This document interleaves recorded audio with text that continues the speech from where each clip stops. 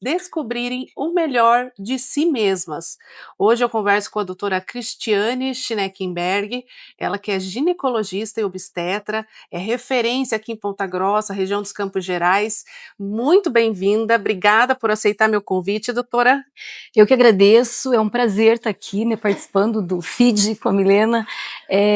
Fiquei muito satisfeita de você me convidar, acho que esse espaço de trazer, né, informações, novidades e, enfim, conteúdos é sempre bem-vindo. Vocês não têm ideia como a agenda dessa doutora é atribuladíssima, então realmente é uma vitória a gente conseguir realmente conversar aqui. E já começando com o assunto sexualidade, que querendo ou não, ainda é um tabu na nossa sociedade e para muitas mulheres também.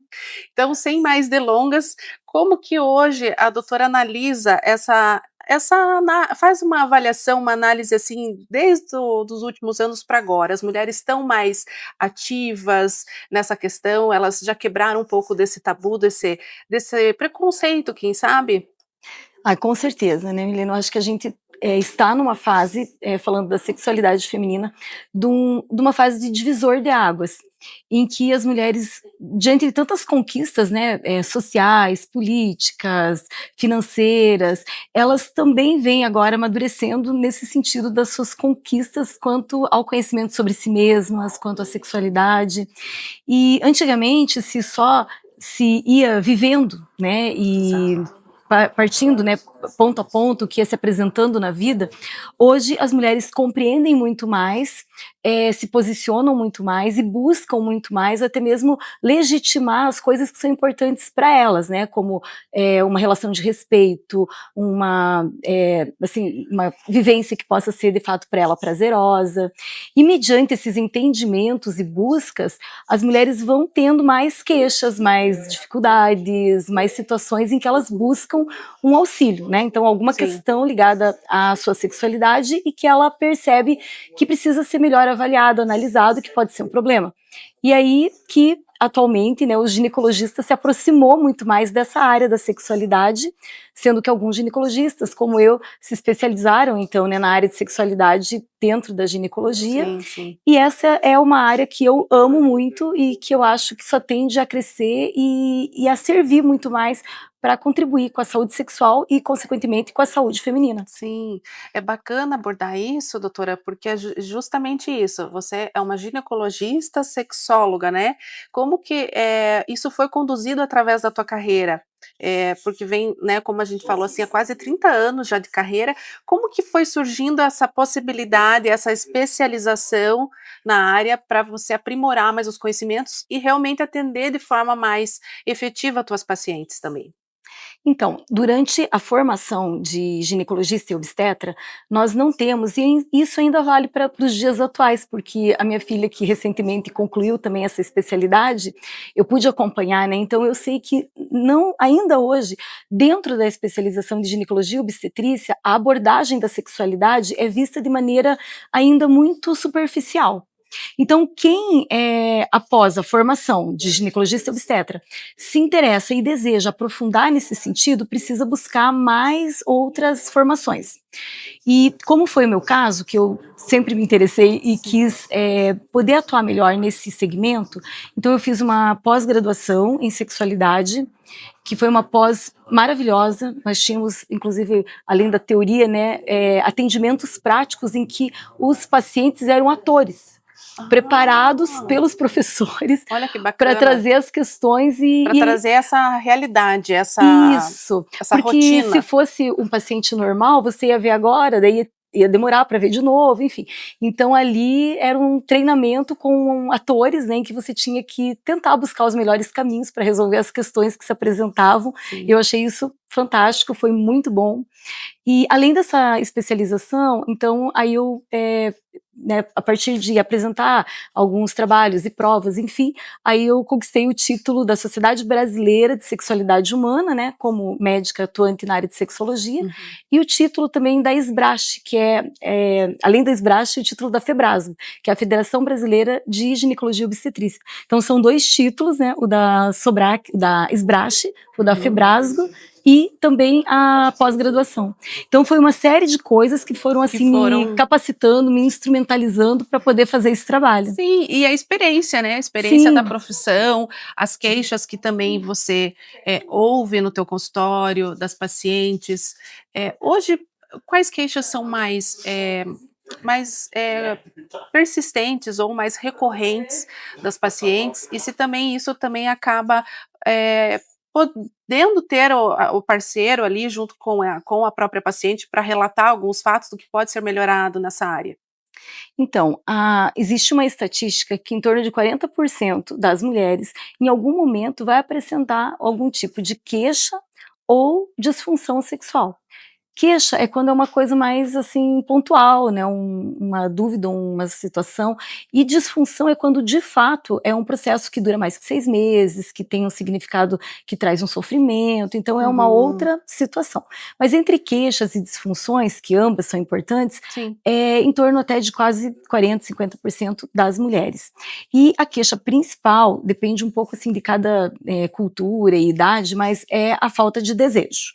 Na maioria das vezes, é a falta de desejo a principal queixa.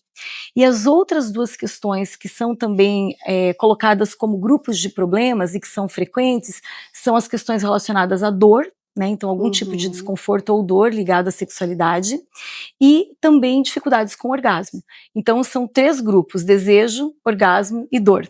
Aí nesse grupo é onde mais a gente encontra Encontra esses situações. relatos. Uhum.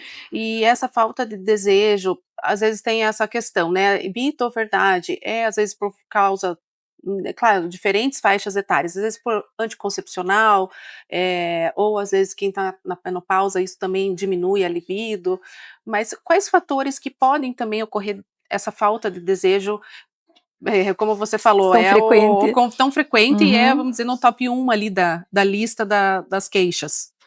Sim, então assim, a questão do desejo, a gente chama desejo hipoativo, Aham. é, assim, multifatorial, né, tem de fato, sim, inúmeros fatores. Do ponto de vista de um ginecologista, a gente sempre parte da análise da saúde como um todo, dos fatores físicos que possam estar interferindo, tem várias questões hormonais, medicamentos que podem estar sendo usados, é muito frequente, antidepressivos, ansiolíticos que interferem negativamente. Sim. O anticoncepcional não é uma regra, mas por vezes, a depender da interação dele com a paciente, pode ocasionar também. Uhum. A menopausa, onde daí sim a reposição hormonal vai ganhar um ponto, né, chave na melhora desse aspecto. Então, toda essa parte física, mas ao mesmo Uhum. tempo que o olhar ginecológico parte desse ponto, a gente vai também olhando para outras questões. A própria questão do relacionamento, a própria questão das vivências da paciente, porque hoje existe muito, né, a questão ainda nos dias de hoje de fatores como repressão, culpa, até religiosidade, serem Aham. elementos que interferem com a resposta da paciente. Sim. Então a gente vai analisando a parte física, ajustando medicações, alterações hormonais, mas vai analisando os outros É a segmentos. questão emocional, psicológica Sim, tudo também isso. influencia E muito. muitas vezes, é como você perguntou da parceria, né, se o parceiro é importante ou não. É importante, mas assim, a gente não limita o tratamento ou o atendimento a ele estar presente. Quando aquele casal se sente, né, à vontade Sim, e o parceiro quer participar, é sempre bem-vindo. Mas o foco mesmo, no caso do atendimento é a ginecológico, mulher. é a mulher.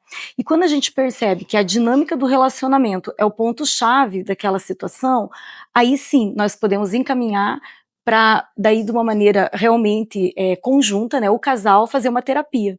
Então, o atendimento ginecológico da sexualidade, ele não aborda, assim, a nível de uma terapia, mas daí, na verdade, é a minoria dos casos que vão precisar ir para essa terapia no final das contas. Entendi. E assim, uma dica aí para o pessoal que está nos assistindo, os seguidores, os meus seguidores, os teus seguidores, os Sim. novos seguidores, como definiria uma vida sexual ativa, e prazerosa, assim? O que que se como a gente pode definir isso? É claro que né, é muito pessoal isso também, mas como que a gente pode, definir isso, de fato? Então, é uma pergunta muito inteligente, porque muitas pacientes têm, inclusive, essa dúvida, né? Será que eu estou normal? Será que minha vida é normal? Porque ela acaba se comparando com algumas referências que ela escuta, ouve ou lê, né? E toda a questão de se considerar que existe algum problema na sexualidade é quando isso afeta a paciente ou o paciente e traz algum sofrimento, algum tipo de distúrbio. Porque, por exemplo, alguém que não está tendo nenhum tipo de relação, nenhum tipo de relacionamento amoroso, afetivo, sexual, e ela não sente falta disso, isso não interfere com sua vida? Hoje até a sexualidade, né, é É, um é fato. um fato. Isso não constitui um problema, é uma característica. Então, assim, para ser um problema, é necessário que ele traga um sofrimento. Então, por exemplo, um casal que tem relação uma vez por mês, pode estar normal se para eles aquilo faz sentido, se aquilo tá tudo bem. É isso que eu até ia perguntar. É normal, isso varia logicamente, como a doutora falou, de pessoa para pessoa, mas eu já ouvi casos da pessoa não ter sexo e ela viver bem com aquilo e ela se sentir bem à vontade. Isso é possível? Isso é normal? Porque o assunto que a gente fala que não tem como, então isso é muito pessoal também, é possível, doutora? Porque assim, a sexualidade é um elemento de um relacionamento, né? Mas o que a gente tem por base é que um relacionamento casal, né, seja ele homo, heterossexual, vai acabar envolvendo o segmento sexualidade. Mas isso não tem nenhuma obrigatoriedade de acontecer. Então, se um relacionamento de interação, relacionamento entre as pessoas, complementariedade entre elas, acontece muito bem sem o elemento sexual estar envolvido, não está se constituindo ali nenhum problema. Né? Sim. Então, de fato, é tão assim normal você não ter quanto ter, né? Desde que isso não traga nenhum desconforto. Ao contrário, às vezes, por exemplo, um elemento do casal tem muito desejo, muito interesse, e o E outro tem outro não. menos.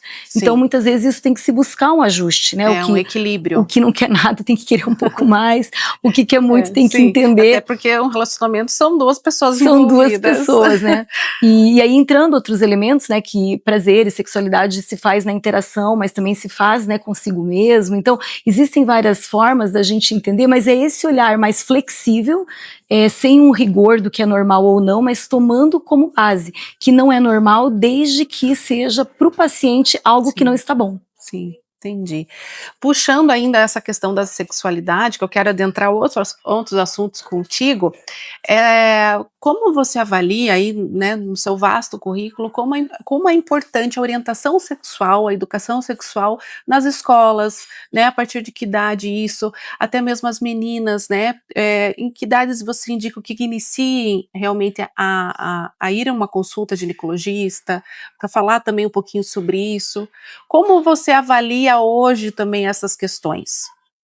Eu acho que toda essa parte da orientação sexual, né, que vai acontecer, né, desde em casa, do início da infância, como também a educação sexual dentro de uma escola, tudo isso ainda é um grande desafio, porque as gerações, mesmo as atuais, a gente não existe uma base assim de conversa, né, família, abertura para conversar muito sobre isso. Então, a ideia de se trazer, né, o assunto sexualidade para dentro da casa, não só para a escola, mas para dentro das casas, é muito importante. E não assim num momento formal, né? Hoje vamos falar da sexualidade, Sim. mas aproveitando todos os ganchos, né? Uma conversa da família, um relacionamento que acontece dentro da família para falar sobre aquilo, trazer os valores, né, da família, buscar, então, realmente debater as questões e não falar somente da sexualidade enquanto problema, né, doença, gravidez, mas também de uma sexualidade positiva. Porque às vezes esses tabus, esses receios e medos vêm às vezes através de geração em geração, que a pessoa foi resgatando no tem uma passar visão da negativa, visão né? negativa. E mesmo agora, né, na época que nós estamos, já em 2025, 26, com tanta, né, com tanta informação que nós temos, ainda tem alguns casos no consultório que você vê que às vezes é uma questão mais pessoal da própria mãe, que tem alguns preconceitos ou tem alguns traumas disso e às vezes não quer iniciar a vida da filha, né, ou orientar de forma correta também.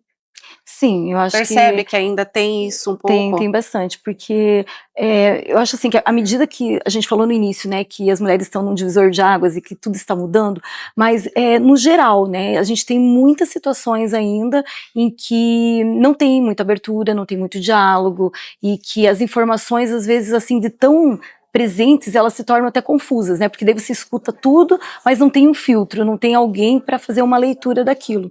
Sim. Então, por exemplo, para dar um exemplo prático, né, uma criança e um programa de TV, uma novela, em que um casal tá lá se abraçando, se beijando e tal. Então, é uma oportunidade, por exemplo, para se fazer um comentário, então isso é bom, né, o carinho entre as pessoas, mas isso é para adulto, é para adolescente mais velho. Então a criança começa a entender, então aquilo é bom, mas não é pro meu momento, Não, né? sim, E aí você exato. pode tá explicando outras coisas, esse é beijo de namorado, esse é beijo de amigo, esse é beijo de irmão, porque ela vai entendendo também que existem coisas adequadas em termos de afeto e expressão e várias cada formas de fase. demonstrar o amor e afeto por Sim. outra pessoa. E aí isso permite também que ela comece a ter um filtro para se proteger contra um abuso. Exato. Né? Porque não é porque na TV aconteceu isso, então tudo pode. Se beija assim, todo mundo pode beijar.